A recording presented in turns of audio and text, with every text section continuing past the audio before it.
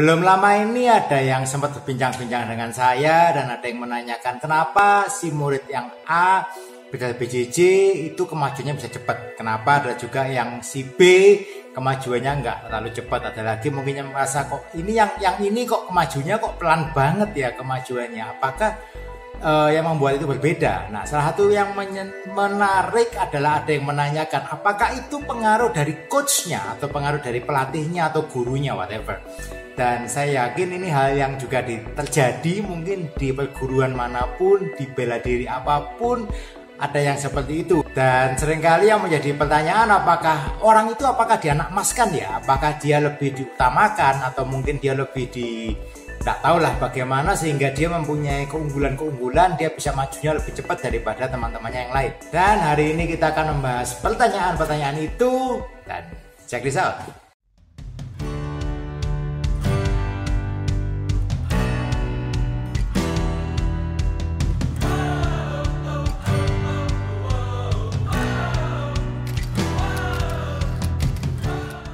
Oke, berjumpa lagi dengan saya Rudi. Hari ini kita akan berbincang-bincang menjawab apa yang ditanyakan oleh teman kita.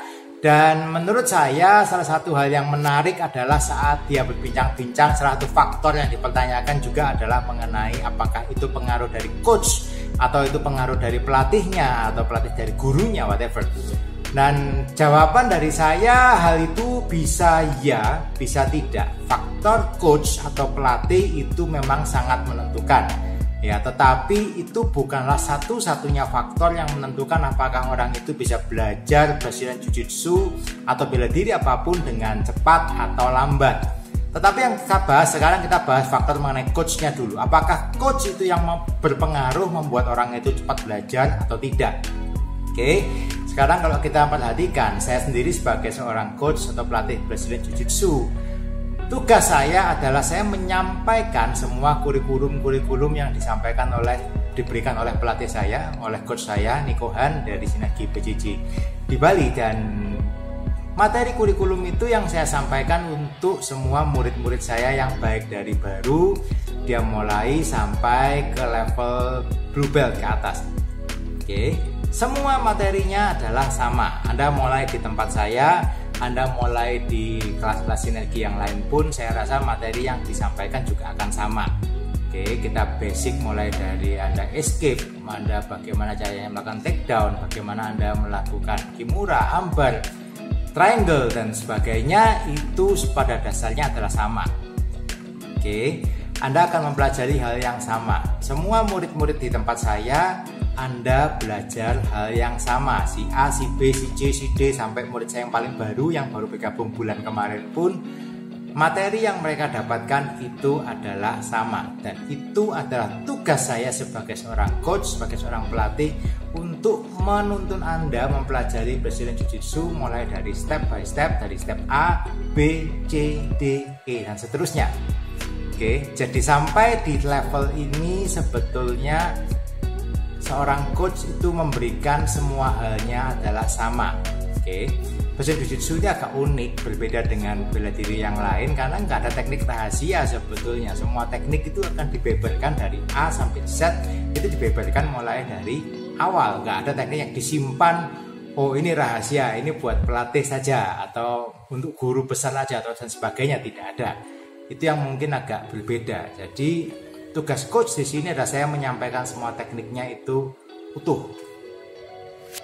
Analoginya seperti kalau Anda belajar main catur, semua langkah-langkah yang dipunyai oleh semua pemain catur di dunia itu sebetulnya sama. Tidak ada langkahnya, misalkan kita bicara langkahnya kuda di dalam permainan catur itu Anda melihat dari di Indonesia, di Amerika, di Rusia sekalipun semua langkahnya kuda di permainan catur itu sama. Langkahnya ada 3 step, 2 maju, 1 belok, ya kan, L. Itu aja. Mau L-nya gini, mau L-nya gini, whatever. Di seluruh dunia itu adalah standar yang sama. Oke, itu tugas coach yang nomor 1. Oke. Dan sekarang setelah Anda mulai mengetahui teknik-tekniknya, Anda tahu cara pakai kimura, Anda cara pakai armbar, Anda tahu caranya escape dari mount, Anda escape dari back, Anda tahu caranya melakukan RNC dan sebagainya. Step yang berikutnya itu sudah sebetulnya di luar dari tanggung jawab coach. Kenapa? Sekarang seperti ini, setelah saya mengajarkan Anda bagaimana caranya memakai Kimura, Ambar, Triangle, Escape, bagaimana cara take down dan sebagainya, pertanyaan adalah kembali kepada masing-masing orang tadi. Apakah orang tadi sudah memakai teknik yang diajarkan? Oke. Dan ini yang sebetulnya membedakan antara seseorang yang terus mencoba teknik atau tidak. Contoh seperti ini, saya belajar mengambil yang namanya Ambar. Itu bukan hal yang mudah, dan saya rasa Anda semua yang pernah atau sedang belajar Brazilian Jiu-Jitsu saat ini, Anda akan merasa bahwa Anda belajar Ambar hari ini mungkin sampai sebulan ke depan Anda belum atau tidak bisa mendapatkan Ambar tidak bisa mendapatkan Ambar pada saat Anda melakukan sparring ataupun pada waktu Anda melakukan isolation drilling dan sebagainya. Why? Karena pertama, Ambar Anda masih belum bagus, timingnya belum tepat, speednya lambat. Kemudian juga Anda tidak punya setupnya, dan lawan Anda juga tahu Anda mau melakukan Ambar. Jadi Ambar Anda kebaca banget, Anda mau kelihatan banget Anda mau melakukan Ambar. Lubangnya banyak, tekniknya belum sempurna, jadi gampang sekali lawan Anda untuk escape. Dan di sini sekarang Anda mempunyai satu kesempatan yang besar. Untuk apa? Untuk Anda sering-sering melakukan yang namanya Ambar, melakukan Ambar. Gagal, Anda lakukan Ambar lagi, gagal lagi, lakukan lagi, gagal lagi. Semakin sering Anda melakukan yang namanya Ambar, otomatis apa? Speed Anda juga akan meningkat. Ketepatan timing Anda juga akan tahu, oh Anda mulai ngerti, lawan Anda tangannya maju ke depan, Anda bisa lakukan Ambar dan sebagainya. Semakin sering Anda coba walaupun itu gagal, itu sebetulnya meningkatkan skill Anda step by step. Tanpa Anda sadari, suatu saat Anda bisa mendapatkan Ambar. Dan menariknya di sini, setelah Anda mendapatkan submission atau Anda berhasil melakukan teknik apapun, Anda berhasil melakukan escape dari mount, Anda berhasil mendapatkan take back mungkin atau triangle mungkin, Anda berhasil mendapatkan teknik yang berhasil. Di sini satu hal yang aneh, Anda akan punya satu confidence. Yang pertama, Anda pede. Yes, saya bisa. Aha moment kalau orang bilang, aha, saya bisa nih. Kalau saya bisa sekali, nah di sini yang menariknya Anda punya satu confidence untuk nyoba lagi, dan Anda punya keyakinan bahwa kemarin bisa. Habis ini juga bisa. Bisa 2 kali, akan 3 kali, 4 kali, 5 kali, dan itu akan rolling, akhirnya jadi snowball effect. Tambah lama tambah sering Anda bisa mendapatkan terus. Nah, ini yang akan membedakan antara orang yang melakukan seperti itu dan orang yang mencoba sekali, 2 kali, 3 kali. Kayaknya teknik ini tidak cocok buat saya. Kayaknya saya lebih cocok nyoba teknik yang lain, atau wah kayaknya saya nyoba yang ini lebih menarik dan sebagainya. Nah, akhirnya apa? Anda mencoba Anda coba beberapa kali, tidak bisa. Anda coba teknik yang kedua, Anda coba lagi, belum berhasil lagi. Coba lagi teknik yang lain, Akhirnya mencoba tanpa pernah Anda menguasai satu teknik itu secara utuh. Dan itu saat Anda melakukan sparring, hasilnya akan berbeda sama sekali nantinya. Oke. Itu bukan faktor yang ditentukan oleh coach, itu ditentukan oleh orang yang berlatih itu sendiri sebetulnya. Dan seperti yang dikatakan oleh salah seorang black belt coach saya, dia selalu mengatakan berkali-kali, lu coba aja sering-sering, ntar lu lama-lama juga jago. Oke, lu lama-lama ntar juga jago. Caranya gimana ya? Lu coba aja sering-sering. Lu coba terus, nggak berhasil, is okay, coba lagi. Nggak berhasil, masih Anda coba lagi, dan repetisi itu adalah kunci dari semua keahlian. Jadi Anda mencoba, at some point Anda pasti akan berhasil. Dan setelah itu berhasil, itu akan memulai satu snowball effect. Anda akan sering coba berhasil, dan lama-lama Anda akan menemukan teknik mana yang paling cocok buat Anda pakai dengan rating keberhasilan yang paling tinggi.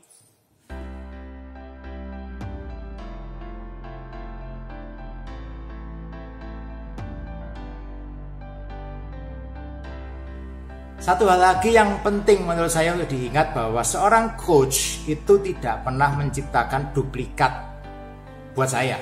Buat saya coach yang baik itu tidak pernah memaksa muridnya menjadi satu duplikat atau fotokopi atas dirinya. Misalkan saya punya teknik favorit triangle misalkan.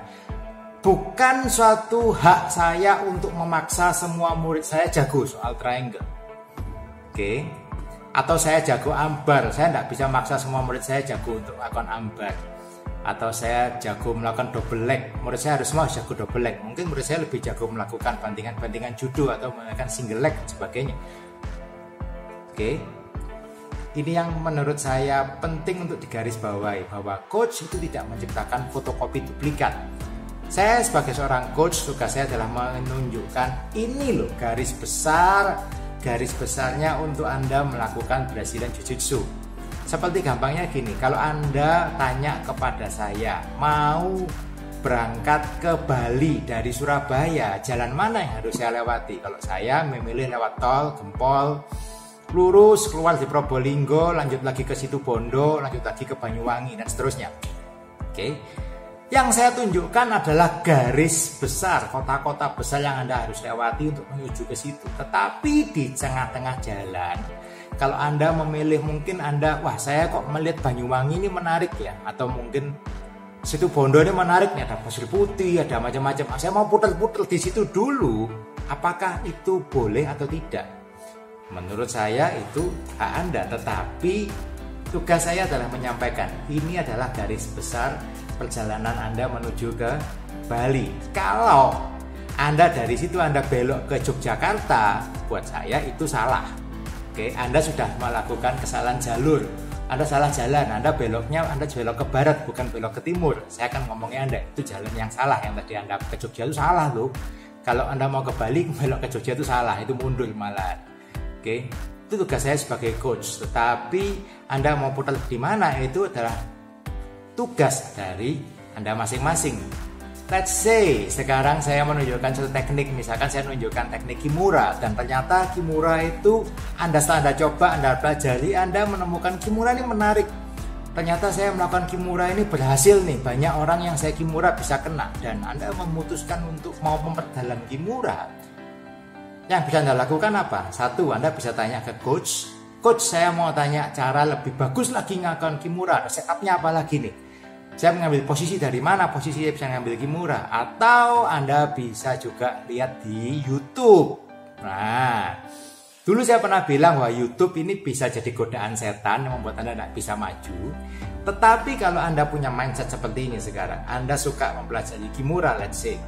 Kemudian Anda setelah Anda belajar Kimura dengan coach Anda mau fokus nih, aku mau nyari variasi lagi caranya akan Kimura. Pertandingan yang finishingnya dengan Kimura ini caranya bagaimana, lalu Anda mulai melakukan searching, Anda search di YouTube, itu Anda ada di jalan yang benar. Oke, tapi kalau Anda melakukan random check-in, Anda buka ini teknik A, lalu Anda buka lagi teknik B, teknik C, D, dan E yang nggak ada kombinasi, nggak ada sambungannya dengan apa yang Anda pelajari, itu menurut saya itu adalah buang-buang waktu. Oke, so sebagai penutupnya saya mau pastikan lagi kepada Anda, saat Anda belajar dengan coach, Anda pelajari apa yang disampaikan oleh coach Anda baik-baik. Anda pelajari semua yang disampaikan, dan tentunya juga jam latihan, itu tidak bisa bohong. Orang yang latihan seminggu 2 kali dengan orang yang latihan seminggu 4 kali atau 3 kali, itu tentu hasilnya akan berbeda. Itu sama sekali tidak bisa berbohong.